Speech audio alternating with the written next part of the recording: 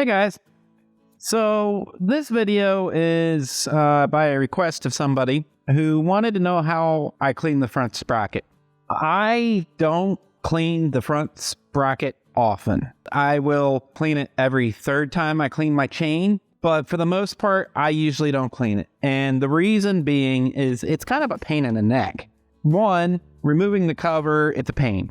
Mostly because of this hose right here and getting it out of the way. Two, keeping things clean. Put it this way, I would never spray cleaner in there because it gets all over everything. What I will do is I'll lay rags down and use my brush. Now, I just did my chain because of the beginning of the season, but I didn't do the front sprocket. I'm not going to actually clean the front sprocket today because I just went through the whole process of cleaning my chain and waxing it. So that being said, all you need for this is a socket wrench, an 8mm socket, and more than likely an extension.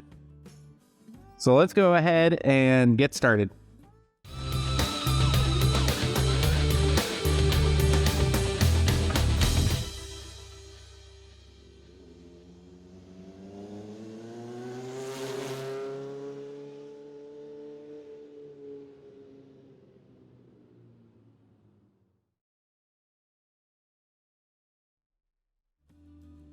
Okay, so there are 4 bolts. 1, 2, 3, 4 that you need to remove.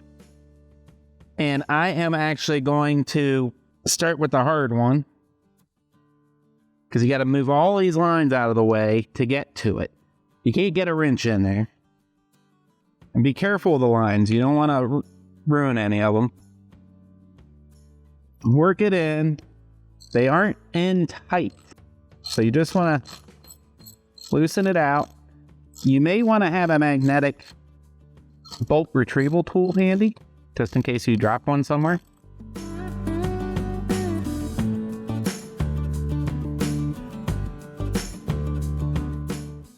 Okay, so the hard one's done. Now we're going to go ahead and do the other 3.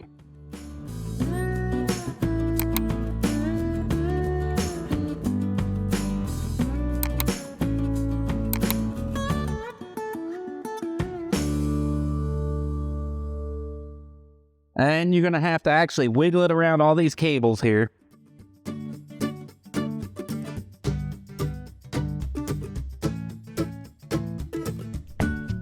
Now, if you're like me and you don't clean it often, it gets kind of grimy up in there.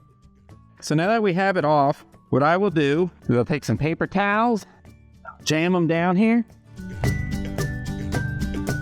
Once I have them in, I will give the wheel a spin just to make sure it's not catching on anything.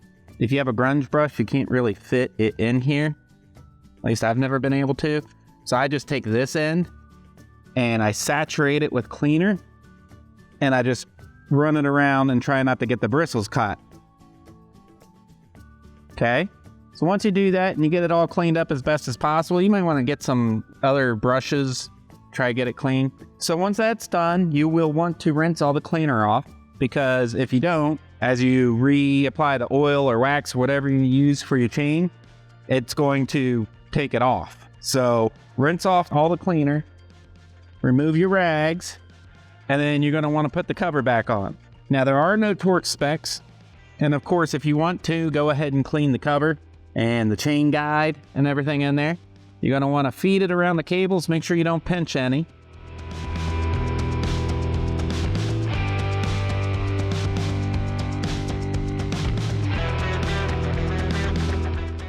There's a little pin in the bottom that'll help you line things up. Go ahead and get a bolt started. And it's not really necessary, but I always do the crisscross.